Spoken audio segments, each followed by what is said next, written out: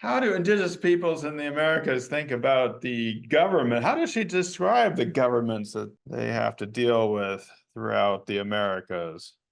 And when we talk about the relationship between indigenous peoples and the government, what kind of governments are they? Settler governments. So what she's saying here is that the governments, the nations that we see in the Americas, Canada, United States, Mexico, all throughout South America, are led by people who wanted to colonize the place.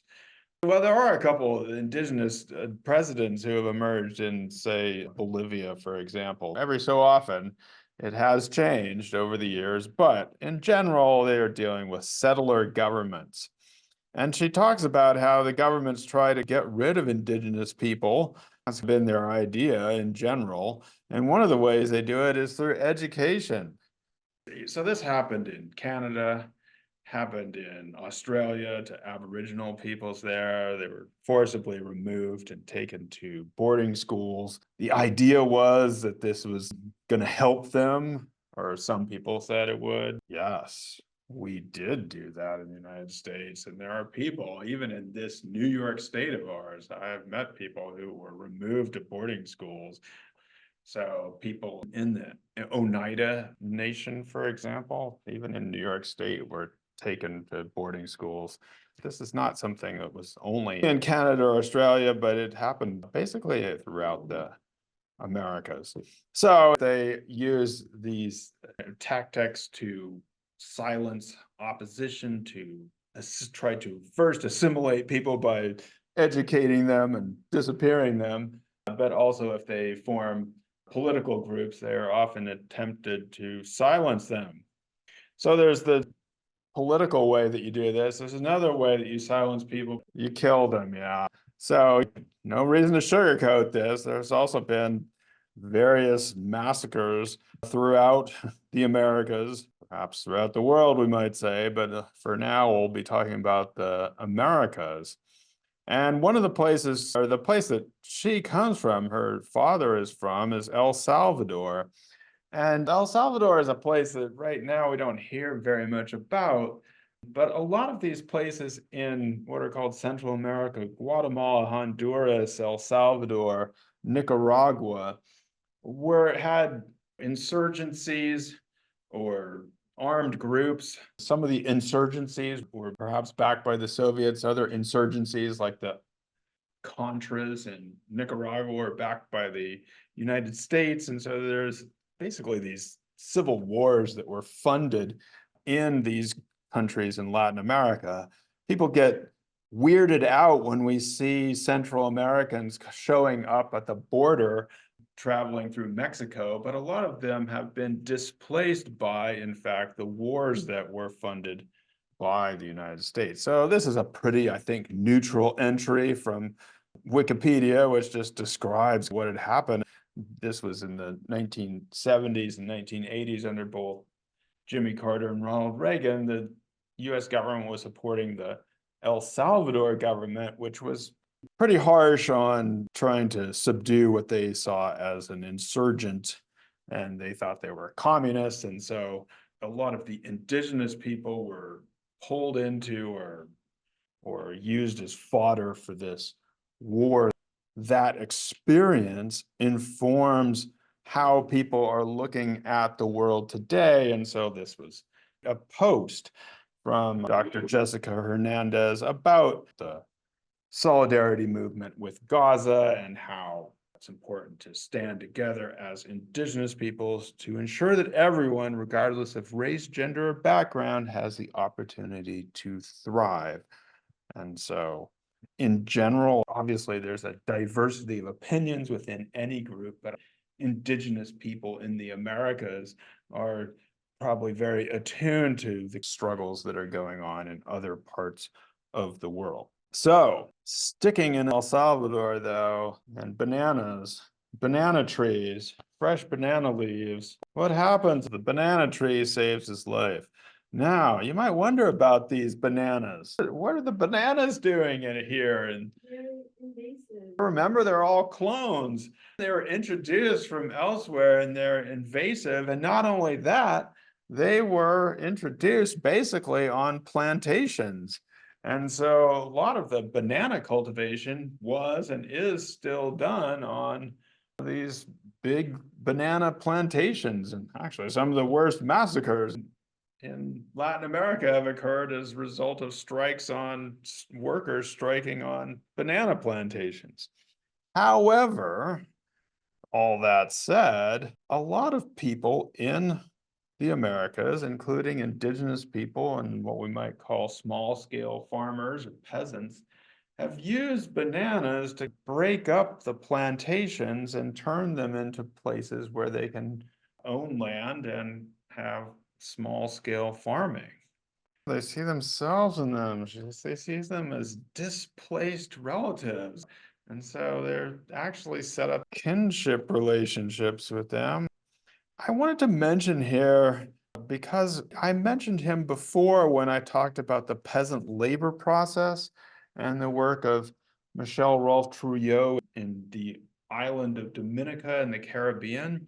And what he was talking about is how the people who were enslaved, Africans who were basically made to work on these various plantations, probably mostly sugar, then used bananas and other things to later on pursue small scale farming.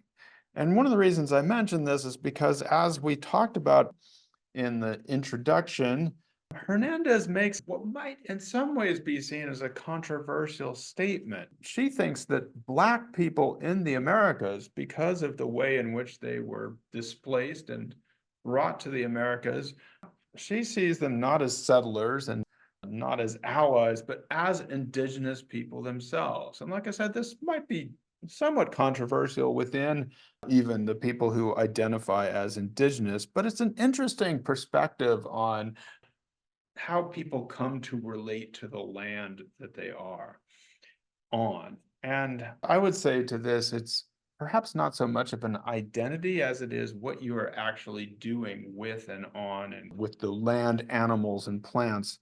Animal and plant relatives are also watching over us. And so, in fact, in many indigenous societies, the animal and plants, the non-human animals and plants are part of the ancestry. They're quite literally taken to be the ancestors of the people themselves. And so there's this really interesting stuff that she talks about on page 26 around there about the linkage between environment and identity. Our environments as indigenous peoples have always been an integral part of our identities.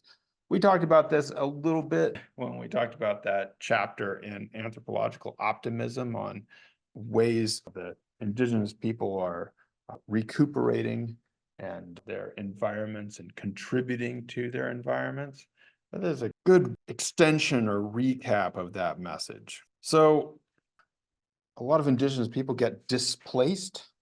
And she says that they are thinking about their place like El Salvador or their home. So on the one hand, you're displaced. You're always thinking about home, but home is a place of ongoing civil war, or if not civil war, trauma. Now, there are some interesting things that she says here about displacement. The displacement and diasporic. So a diaspora is a group of people who are in different places, but identify. So people talk about the African diaspora. You can also talk about the Jewish diaspora. So people who have been displaced and have migrated different places. But she says that they are mostly focused on those who've been displaced among borders. Now, it's worth listening to what Trump is saying now about the border. What he's been saying is, on the border, there are all these languages coming in and languages that you've never heard of before. And so I've been trying to figure out what he is talking about. Obviously, he can't be talking about Spanish because we've all heard of Spanish. It's like there's languages there that you've never heard of. And so I thought maybe he might be talking about indigenous languages, but I don't think so. I think he's referring actually, there are people who are being taken to the border from different places in different countries in Africa, the Middle East, et cetera, and who speak languages that Trump has never heard of. And so that's his current line, is not just about Mexicans or Central Americans, it's about all these other people. They just really don't want to have those languages here. It's weird. But like I said, look it up. I'm not making any political claims. I'm just saying we should listen to what the candidates are actually saying. I just think that's a good idea. All right. So what she is saying also is that it's not just across borders, that there's this internal displacement, which often goes from rural to urban areas. Because when you go to a city, what does it seem like? So we usually associate the rural with the indigenous and the cities with the non-indigenous or the urban people. She says a couple things about that. One, she says we are still here thriving, that, hey, we haven't been eliminated or silenced yet. And she also makes the big point that cities are indigenous lands. Now, I think she means this mostly in the sense that many of them were appropriated and even named after indigenous leaders who were then expelled from those places like Seattle. But she's also saying that a lot of people have been displaced into these areas and still see themselves as exercising an indigenous identity in this urban place. Now, she doesn't talk about this, but it's worth reflecting upon that before the Spanish colonialism, there were many urban places in what is the Americas. This, for example, is an artist's rendering of what Tenochtitlan, what present-day Mexico City, would have looked like. It was one of the largest cities in the world at its time. It was an incredible city in the middle of a lake with these causeways. And many people think that actually the grid pattern, plaza pattern of Spanish cities was actually inspired by the Mesoamerican cities that they were trying to conquer and burn down, but then they imposed that system on different places. Tenochtitlan was an incredible place. And even in today's world, if you go to Cusco, for example, in the ancient Inca capital in Peru, you can see the still standing architecture of the Incas, because it was all those fitted together stones are much more earthquake proof than other architectures, but there is a thriving urban indigenous population in much of Latin America. So something we usually don't think about here in the United States, and she doesn't talk about it too much either, because we don't think about indigenous cities in the United States. This usually happened in Mesoamerica and in the Andes in South America, but it's an important tradition to keep in mind there. So she's saying cities are indigenous lands because they were once indigenous lands, because indigenous people live there. And I'll just add, because being urban is compatible with being indigenous. At the end of the second chapter, she talks about these things that we refer to as climate disasters and displacement as ecological grief. And I just thought this part was really interesting. Basically, from about page 58 through page 67, the idea is that, and she's citing Dr. Daniel Wildcat on page 67, that displacement impacts indigenous peoples geographically, socially, and psychoculturally.